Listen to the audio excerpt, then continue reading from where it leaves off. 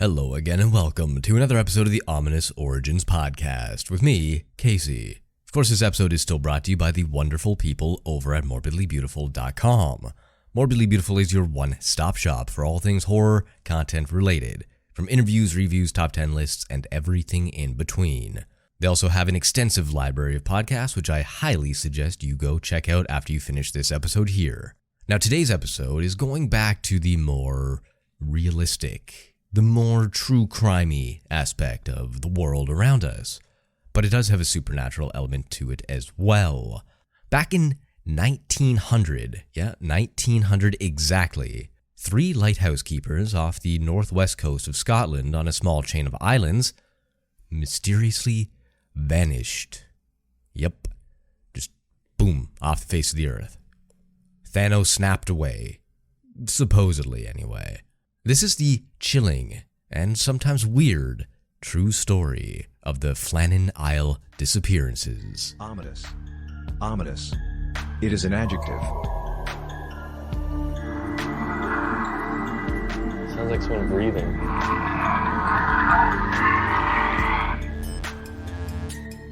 Ominous. So as the story goes, 3 lighthouse keepers who were maintaining the lighthouse around the Flannan Isle just up and disappeared one day. Just from the face of the earth, gone. There were never any bodies found, and an official investigation conducted by a superintendent named Robert Muirhead determined that the sea had washed the men away. Of course, this didn't satisfy anybody's curiosity, and so a whole lot of theories began to spring up. But who were the men that went missing? Well, the 3 lighthouse keepers in question were Donald MacArthur, James Ducat, and Thomas Marshall. As mentioned, their bodies were never found, and a ton of speculation grew from there. People started making art about these men, movies and plays and poems. Oh my, all sorts of different crazy things and theories sprung up. But before we get into all that, let's just take a look at the history of the lighthouse and the Isle in general. Some say it was haunted or cursed prior to these events. Now, at the time, the lighthouse wasn't even that old. It was being constructed for 4 years between 1895 and 1899. And, well, the disappearances took place in 1900, so it was operational for about a year before these 3 men, well, up and vanished. Other than that, there's not a whole lot of history about this place. The island is a different story, but the lighthouse, well, that was just there. It was new at the time. It was first lit on December 7th, 1899, and the disappearances took place almost exactly 1 year later. However, let's look at some of these strange occurrences that took place before these men disappeared and the legends surrounding the Isle in the first place. Well, on his podcast, skeptoid Brian Dunning alleges that small bones were reportedly dug up on the island, earning the area the nickname the Isle of Little Men. Another moniker, according to the 1790 edition of the Annual Register of World Events, is the Isle of Pygmies. In his investigative piece, The Vanishing Lighthouse Men of Ilan British historian Mike Dash shares the findings of folklorist Martin Martin. That's a clever name. According to Martin. I wonder if he likes just Martin, Dr. Martin, Mr. Martin, who knows? Anyway, Martin, some residents of the nearby Isle of Lewis would visit the Flanlans in the summer, and when they got up to the island, all of them uncover their heads and make a turn sunways round, thanking God for their safety. Then apparently the Lewis inhabitants performed small, strange rituals on the island, described by Martin as, quote, "When they are within about 20 paces of the altar, they all strip themselves of their upper garments at once, and their upper clothes being laid upon a stone, which stands there on purpose for that use. All the crew pray 3 times before they begin fowling. The first day they say the first prayer, advancing towards the chapel upon their knee. The second prayer is said as they go around the chapel. The third is said hard by or at the chapel, and this is their morning service." End quote. So, as you can see, somebody somewhere along the lines believed that this place had some kind of power, whether it was just spiritual or maybe they were praising some sort of island deity that they saw there. Maybe it's something akin to Midnight Mass, that new Netflix show where they saw something and mistook it for something else. Angel, vampire, demon, monster, just a man hanging out on the island and had a boat on the other side and they didn't see it and they thought he was some sort of monster, man, god. Who knows? Who knows what people believed back in the 1700s or 1800s, 1900s even. We're only talking a few hundred years ago now, but things have changed quite a bit. But let's get into some of the theories about what happened to these men. We don't know for certain. All we know is that they disappeared. However, some of these stranger theories have emerged, citing that giant birds are responsible for their disappearances, or even maybe aliens. Of course, these theories lack any sort of hard evidence, yet they have persisted over the years, with many advocates still frequenting paranormal forums today. According to the news site and podcast, Mysterious Universe, some people believe aliens were involved in the mystery as well. And as we said earlier, giant birds played a part, potentially, as local legends claim that this is the roost of some kind of giant mythological bird that was known to carry men away. They still haunt the island, apparently, looking for people to eat, is my guess. It's as good a guess as any. Another theory is that all three men left their posts, which I should mention is very, very much a no-no. Prohibited is the word I see popped up a lot here.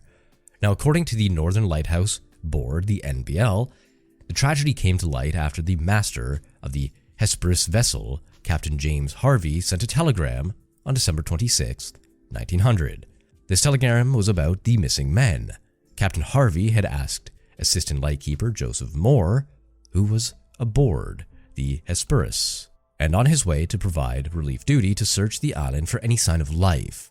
When Moore returned to the ship reporting that the three men had disappeared, Captain Harvey composed his telegram, which read as, quote, "On our arrival there this afternoon, no sign of life was to be seen on the island.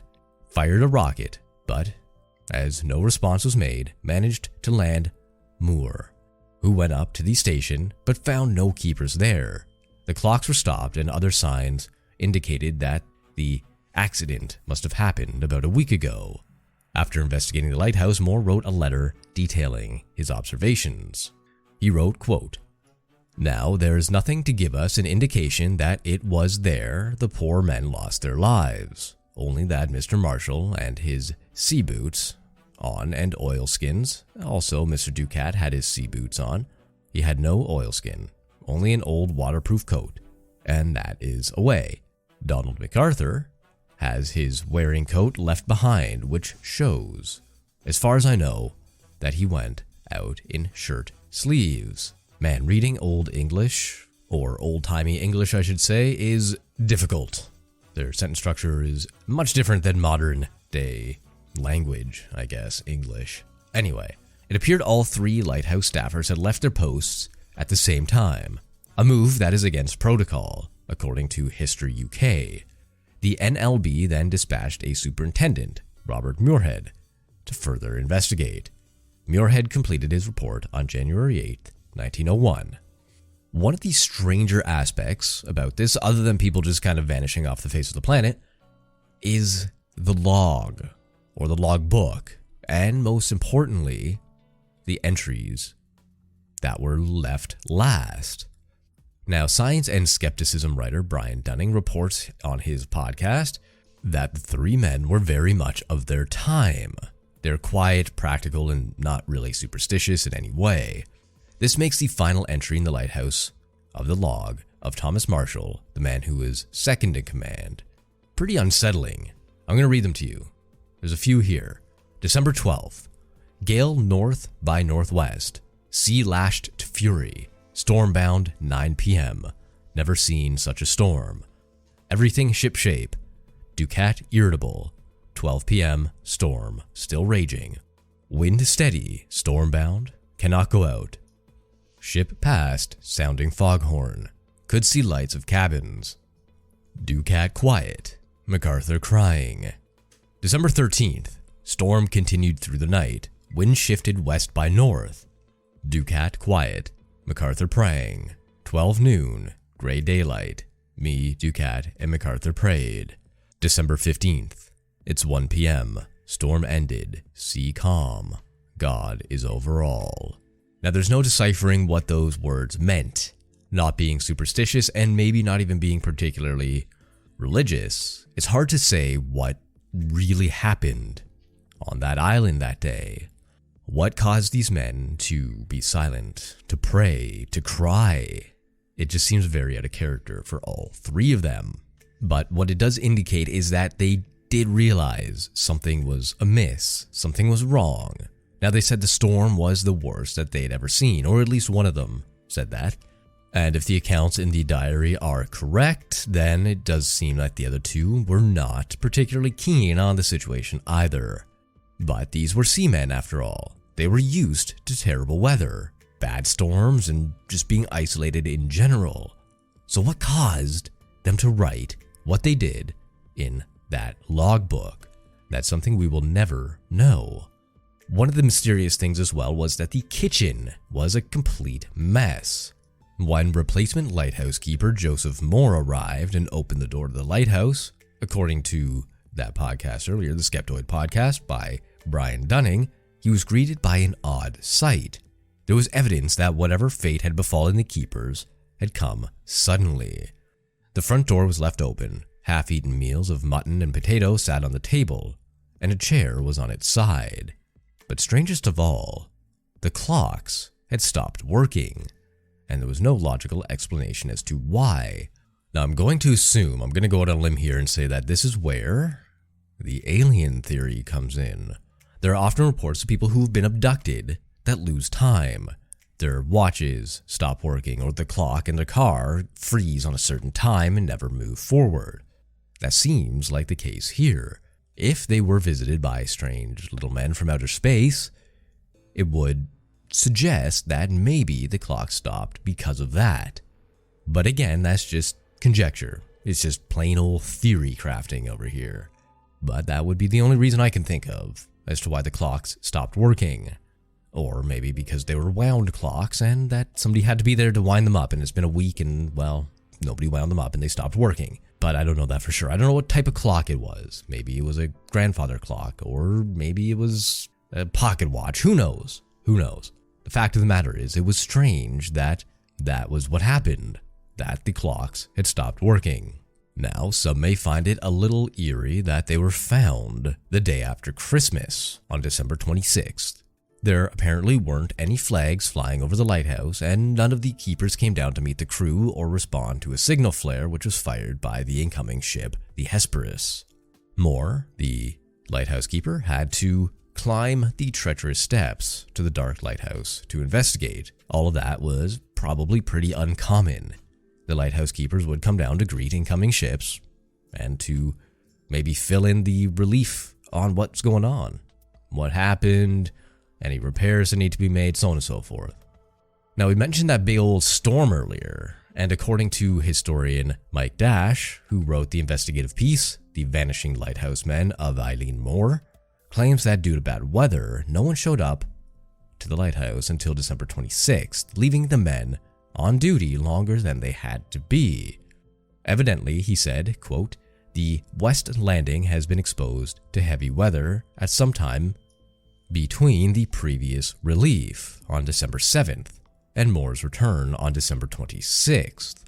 So it's possible that maybe the men got very frustrated and were like, fuck it, I'm gone. Peace, we're out. We don't get paid enough for the blah, blah, blah, blah, blah. You know the story. You know, and you're working retail and somebody doesn't come in for their shift, and that means you have to pull a double, and you've already been there 8 hours, and now you got to close the store after opening the store, and you want to pull your hair out. But imagine that for like a week or more. The relief never came, and it's possible that they just didn't get any word. So they're like, all right, let's leave. And maybe they perished on their way out because they decided to leave during a storm. I don't know. Who knows? It's all a mystery, and that's why this is called The Mystery of Flannan Island. The captain of the ship that arrived at the isle, or the lighthouse, was the captain of the Hesperus, which we've talked about, James Harvey. and that was the relief ship sent to deliver supplies and an assistant lightkeeper to the island. When the vessel arrived at the lighthouse, the crew performed a brief search before sending out a very ominous telegram that opened with the following, quote, "A dreadful accident has happened at Flanlan's. The 3 keepers, Ducat, Marshall, and the Occasional, have disappeared from the island." In this telegram, Captain Harvey also mentioned, quote, "Poor fellows, they must have been blown over the cliffs or drowning trying to secure a crane or something like that. Even speculation happened day of discovery." Now, what do you get with a 120-year-old mystery on an island kind of isolated away from civilization? You get hauntings. Of course you get hauntings. Why wouldn't you get hauntings? Historic UK claims that the Flannan Isle Lighthouse has become a tourist destination for explorers interested in the paranormal, as there are reports of hauntings and ghostly apparitions on the island. The British History Guide also says the other lighthouse keepers down the years have noted odd occurrences. After the men's mysterious disappearance in December of 1900, subsequent lighthouse keepers have reported hearing eerie voices carried by the breeze, which allegedly cried out for Marshall, Ducat, and MacArthur, the 3 lighthouse keepers that vanished. Alright, so what does the official explanation say about this? Well, they say they were swept away by a big ol' rogue wave during the massive storm. Shortly after receiving news about the men's disappearance, the NLB, that's what we say in the biz, the National Lighthouse Board, the NLB, dispatched Robert Muirhead to examine the island. Based on transcripts of Muirhead's report as provided by the NLB, the superintendent came to a surprisingly ordinary conclusion. After a careful explanation of the place, the railings, ropes, etc., and weighing all the evidence which I could secure, I am of the opinion that the most likely explanation for the disappearance of the men is that they had all gone down in the afternoon of Saturday, December 15th, to the proximity of the West Landing to secure the box with the mooring ropes, and that an unexpectedly large roller had come up to the island, and a large body of water going up higher than they were and coming down upon them had swept them away with resistless force. That's fine and dandy and all, but that doesn't explain the half-eaten meals, the tipped-over chair, the stopped clocks. I suppose it could explain some of those. Maybe one was out doing a perimeter check and noticed that something was loose on the west side of the island. So, halfway through dinner, one stands up, the other one gets up, and the chair just falls over. No real rush. Just, oops, tipped over. We'll pick it up when we get back, and then I'll finish my dinner then. But they never came back because they were swept away by said rogue wave. But then there's the journal entries, the logbook that has all sorts of weird shit written in it about praying and God is all over us and whatever. It does seem that whenever there's a logical explanation, we can go back to the illogical. Why did this happen? If this happened. If it were as simple as a rogue wave, why were they all crying and praying? Why were they writing in the logbook in such mysterious ways? Why was the dinner not finished and the kitchen a mess? Did the wave hit up there? There were no reports of mass amounts of water in the kitchen. So it's just all very interesting and confusing. Their bodies, as I said, were never found. But one person, a contemporary writer, does claim to have solved the mystery all by their lonesome. In 2015, the Sunday Post reported that naturalist John Love, who has extensively researched the incident, may have an explanation. In his book, Natural History of Lighthouses, Love mentions that the keepers had received a fine for storing their gear improperly during a previous storm. So, as another storm approached in late December 1900, 2 of the lighthouse keepers may have gone out to secure the equipment to avoid another fine. Love writes, quote, "Since it was not permitted for all 3 to abandon the lighthouse, only 2 of the men must have gone down to the landing to secure the gear. The 3rd, Donald MacArthur, would have remained back in the lighthouse, but when his companions did not return, he would have grown concerned for their safety, or else perhaps he saw a great wave approach and rushed to warn them, thus taking them all away." That last part was mine. The quote ended with, "to warn them." Now, that does seem like a very logical explanation, and it does fit with the official report. But there's always a but. What about the log entries? Why so mysterious? Why so ominous? Were they playing a joke? Were they trying to scare the replacement keeper who was coming to replace them? It's hard to say, really, what those words meant and why they were written, but it does seem like a big old wave did take him away at one point. Either that or aliens. That's all I can come up with. But let me know what you think. Leave a post on our Facebook page over here at Horror Shots on Facebook. Or if you want to follow along on Twitter, you can do that too at Horror Shots Prod as in production. I also have a fancy little Instagram page where I sometimes post unique little pictures, and you can find that on Instagram at Ominous Origins Pod. But don't forget to leave a review. That's the most important thing. If you are listening on iTunes or Apple Podcasts, then please feel free to leave a review there. Any 5-star reviews will be read out on the show, so if you want a shout out, that is the best way to go about it. And it would make me super duper happy in the long run. But that's all I got for you this week. So until next time.